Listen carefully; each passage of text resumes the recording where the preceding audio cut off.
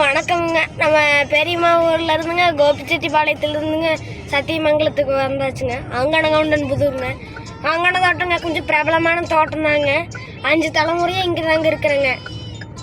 தோட்டம் இந்த ரோடு தாங்க. இங்கே ஒரு கல் இருக்கும் பாருங்க. இதுதாங்க தோட்டம்ங்க. தோட்டத்துக்குள்ளே நுழைஞ்சாச்சுங்க. இப்படி நேராக போயிங்க லெஃப்ட் எடுத்துங்க. இன்னொரு நேராக போய் ரைட் எடுத்துங்க. ஒரு லெஃப்ட் எடுத்துங்க, இன்னொரு ரைட் எடுத்துங்கன்னா நம்ம வீடுங்க. அப்புறமா இது எல்லாமே நம்ம தோட்டம் தாங்க. உள்ளே போயிட்டே இருக்கணுங்க. கொஞ்சம் குண்டும் குழியாக இருக்குங்க. விவசாயிகள்லாம் ரொம்ப கஷ்டப்படுறாங்க. இந்த ஜென்ரேஷனில் விவசாயம் பண்ணுறது கஷ்டமாக தாங்க இருக்குது. நாங்களே கரும்பு போட்டுருங்கனுங்க, தண்ணிக்கு அத்தனை கொடுப்பானே தெரியல. கரும்பு ரேட்டு நல்லா கம்மியாயிடுச்சுங்க. டீசல் ரேட்டு ஏறினதுல இருந்துங்க. எல்லாம் விவசாயிகள்லாம் ரொம்ப கஷ்டப்பட்டுருக்குறேங்க. நீங்கள் தாங்க சிஎம் தள்ளுபடி பண்ணணுங்க. எங்களுக்கெல்லாம் நீங்கள் தான் உங்களால் முடிஞ்செல்லாம் தள்ளுபடி பண்ணணுங்க. எல்லாம் பார்த்துக்குவாங்க. தோட்டம் தாங்க.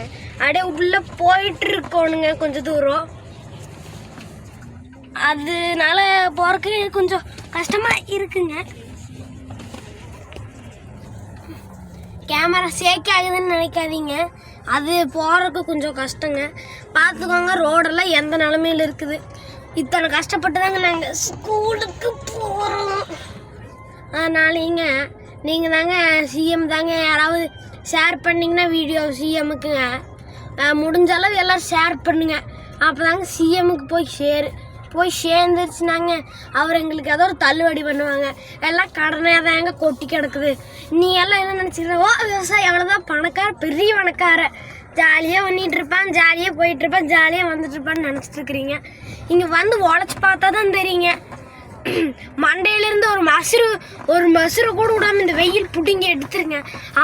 அத்தனை முக்கிய வேலை செய்கிறேங்க. ஆனால் ஒரு வருமானம் கிடையாதுங்க. எல்லோரும் வருமானம் கொட்டி கிடக்கு, காசு கொட்டி கிடக்குன்னு நினைக்கிறீங்க. இங்கே 1 ரூபா கிடையாதுங்க. இது எல்லாம் இழுத்து பார்த்தீங்கன்னா இது பீர்வாவை ஒன்றும் கிடையாதுங்க. 4 துணி இருக்குது. அதையும் மிஞ்சி போனோம்னா 4 குப்பை கிடக்கு. அதுதாங்க இருக்குது. அப்புறம் கத்திரிக்காய் போட்டோம்ங்க. அதெல்லாம் கத்திரிக்காயில் நல்லா விளைச்சலே இல்லைங்க.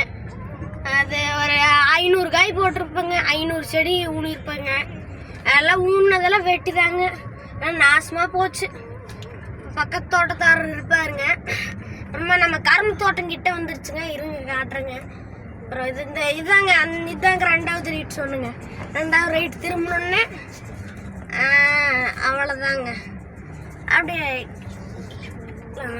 பார்த்தீங்கன்னா இங்கே தாங்க அந்த இதாங்க வெண்டைக்காய் காடு ஓட்டி எறிஞ்சிருக்குது பாருங்க. இல்லை பார்க்க முடியாமல் தான் ஓட்டிட்டோம். அங்கே தூரத்தில் பார்த்தீங்கன்னா கொஞ்சம் கரும்பு காடு தெரியுங்க. தூரத்தில் பார்த்தீங்கன்னா லைட்டாக பார்த்தீங்கன்னா கரும்பு காடு தெரியுது. அதுதாங்க கரும்பு காடு கிட்டே ஒரு 4 செடி வச்சுருங்க. அப்புறம் கருப்பராயன் கோயில், மாரியாத்தா கோயிலும் இருக்குதுங்க.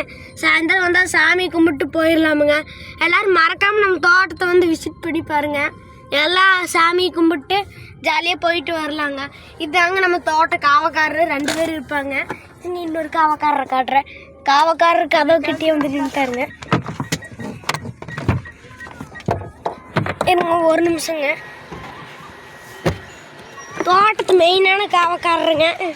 இவ 2 பேர் இருந்தனால தான் தோட்டத்தில் எதுவும் வராமல் இருக்குதுங்க. சரிங்க, நன்றிங்க, வணக்கம்ங்க. நம்ம அடுத்த விளாகில் பார்க்கலாங்க.